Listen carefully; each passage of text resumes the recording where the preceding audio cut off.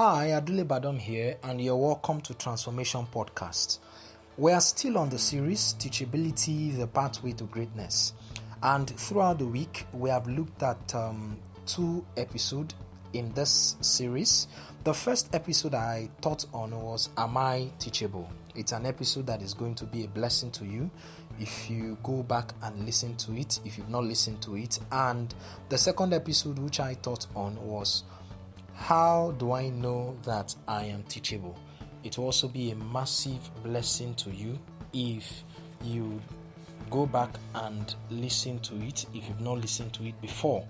But on this episode, which is the third episode on this series and also the last one, we are going to be looking at daily principles to become and stay more teachable. Daily principles to become and stay more teachable. Some years ago, a friend of mine asked me a question that, "Sir, how come you're this knowledgeable and also very young?" And I told him that one of the secrets to me becoming knowledgeable at a young age was that I became and I stayed teachable. But there are three basic principles that helped me to become and stay teachable, and those principles are the principles I would like to share with you on this particular episode. Now, the first principle that actually helped me become and stay teachable was the principle of preparation. Now, it's preparation that actually precedes action, not action preceding preparation. If you want to become and stay teachable on a daily basis, you have to prepare for what lies ahead. That means that you have to prepare for your day. One of the attributes that my leaders in the office can actually attribute to me is that before I have any meeting with them, I ensure that at least a week or 3 days to that meeting, all my discussions with them is written down. The questions that they may ask me, I also write it down, and every circumstances or situations that may arise in the course of the meeting, I also anticipate and write it down. Why do I do this? So that I can be prepared for that particular meeting. And that gives me an opportunity to tap into what they may think or questions they may have to ask me. So that makes me prepared, not unprepared. And that's one of the things that helps you to stay teachable, because when you are prepared, your mind is open to the lessons that possibly you can get from you being prepared. Now, John Wooden gave a quote which I would like to quote him in this particular episode. He said, "When opportunity comes, it's too late to prepare. When opportunity comes, it's too late to prepare." That means that opportunity will come for you to learn from occurrences. But if you didn't prepare your mind to actually want to learn from those occurrences, you may miss out on those lessons. You may miss out on those teachings. You may miss out on them.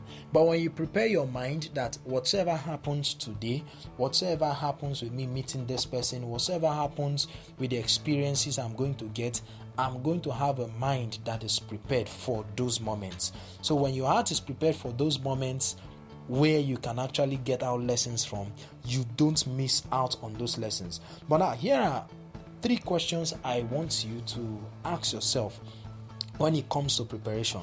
The questions are this: where are the potential learning moments for today?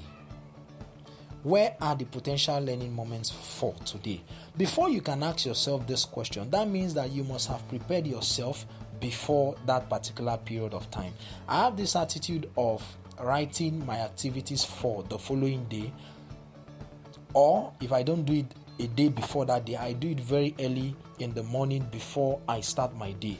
Why do I write it out? So that I can identify the learning opportunities that are waiting for me in that day. And it's the same thing that I recommend that you should do, because when you do that, you will be able to identify the potential learning moments for that particular day.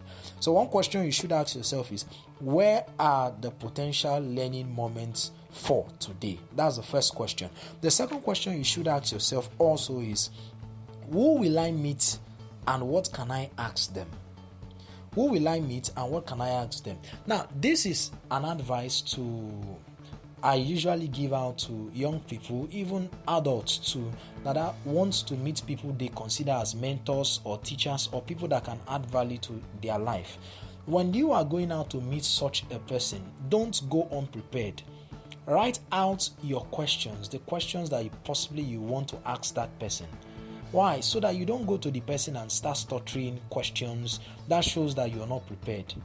But when you're prepared, you position your mind to get answers that can actually help you get the lessons that you need for that particular area of your life you are asking the questions from. So your mind is prepared that these are the questions I'm asking, and the lessons I'm going to get, I'm going to apply it to myself so that I can become and stay teachable, or I can get certain lessons I need for certain areas of my life. So you should always prepare yourself. It's very, very necessary that you prepare yourself at every point in time. Now, the next question is this: what will I experience and what might I be able to learn from it? What will I experience and what might I be able to learn from it?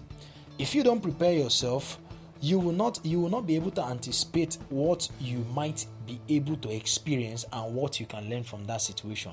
So preparing yourself actually gives you an opportunity to learn from the experiences that you gain from that day.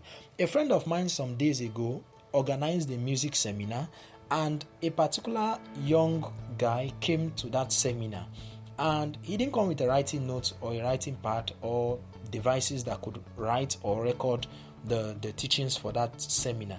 So he met him the following day and told him, "Sir, one of the biggest misses I have had this year was attending that seminar and not coming with any writing material." Now the question is this: why would someone attend a seminar and not prepare himself by going with the writing material? That shows he wasn't prepared for that seminar. So in order for us to avoid situations whereby we miss the lessons that could help us become and stay teachable, it's always very necessary that we prepare ourselves. So spend time in preparing yourself, spend time in writing out questions, spend time in research and things that can get you prepared ahead of your day, so that when that time comes, you don't miss out the lessons that can help you become and stay teachable. So this is the first daily practice that can help you become and stay teachable. Now the second is self-evaluation.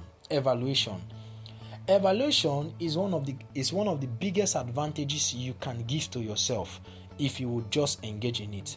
When you're evaluating yourself, you give yourself an opportunity to look inward at what made you achieve the success you achieved, or what made you make the mistakes that you made. Now, why am I saying what made you achieve the success you achieved? Because even in the successes you have recorded, there are lessons to learn. Because if you don't take note of what made you successful, then you will not know how to repeat the same successful actions. So it's very necessary that you look inward at what really made you successful, and also at the mistakes you made. The thing is that when it comes to mistakes, so many persons just wants to make mistakes, have negative situations, and run away from them and not even go back to think about it, to draw out the lessons from them, or ask themselves questions why they made such mistakes. It's very, very pertinent to note that you should be able to self-evaluate yourself on the reasons why you achieved certain successes you achieved, or the reason why you made certain mistakes that you made. I want us to note this. It's good to remember that there's much to learn from negative experiences. So your negative experiences are not to be thrown away, they are to be learned from. They are to be learned from, not thrown away. That's what's called hindsight. Hindsight gives you an opportunity to look back at the past and draw out the lessons from the past. So many persons don't want to make mistakes, but the truth is that as far as you're alive, you make mistakes. What we are trying to avoid is repeated mistakes, not mistakes. Because as a human being, there are always situations where you make mistakes. But when you make the mistakes, don't consider it just as a negative experience and run from it. You take out the lessons from it. But here are certain reactions that people actually react to when they make certain mistakes. When people make certain mistakes, one of the things that hits their mind is that instead of self-evaluating themselves, they run away. They run away from the mistake. They run away from the thoughts. The next reaction people actually have when it comes to negative experiences or mistakes is that they become foolish towards it. They allow you to weigh so much on them that where opportunities present themselves, they see that I had a negative experience before, so there is no need for me to make another trial. But the last set of persons are the set of persons that makes mistake and they learn from it, and I think that is where every one of us should fall. Now, when it comes to self-evaluation, there are certain things I want us to have in mind. The first is this: what can I learn from what I read today? We are readers, so we must always have an open mind to what we can learn from what we are reading. The second is, what can I learn from what I saw today? When you go out, you see things, what are you learning from what you saw? What can I learn from what I heard today? We hear different things on a daily basis, but what are you learning from them? What can I learn from what I experienced today? How people treated you when you went out there, what can you learn from that? What can I learn from what I did wrong today? There's every possibility that you do things wrong, but what are you going to learn from it? What can I learn from whom I met today? You meet people on a daily basis, but the question is, what are you learning from them? And lastly, what can I learn from what I discussed today? When you go out to discuss with people, have an open mind so that as you're discussing, you're also learning things from the set of persons you are discussing with. And quickly, lastly, the third daily principle you can apply to become and stay teachable is application, which is also execution. One of the truest tests of teachability is your ability to apply what you have learned. There is no essence of learning when you can't apply what you are learning. It's always important that you do one thing: you learn from you apply what you have learned. It's important that you do what? You apply what you have learned. Applying is what's important. A general by name George Patton in the US Army made a statement. He said that a half-baked idea that is executed is better than the one that is never executed. That means that whatsoever you learn, in order to become and stay more teachable, you must have the attitude of applying them and executing them. I want you to ask yourself a question: have I been teachable? If you've not, this series have given you a leverage on what to do. That's it for this episode and this series. I know you got value. For more transformational content, please check me on Facebook, Instagram, and Twitter by searching for Adule Badom, and on YouTube, Adule Badom or Leadership Television Network. I'll be coming your way again, but don't forget to subscribe to my Google Podcast channel so that you can be getting notifications when these teachings actually come. And also check me up on Facebook so you can see the next series of teachings for next week. I love you all. God bless you. Stay strong.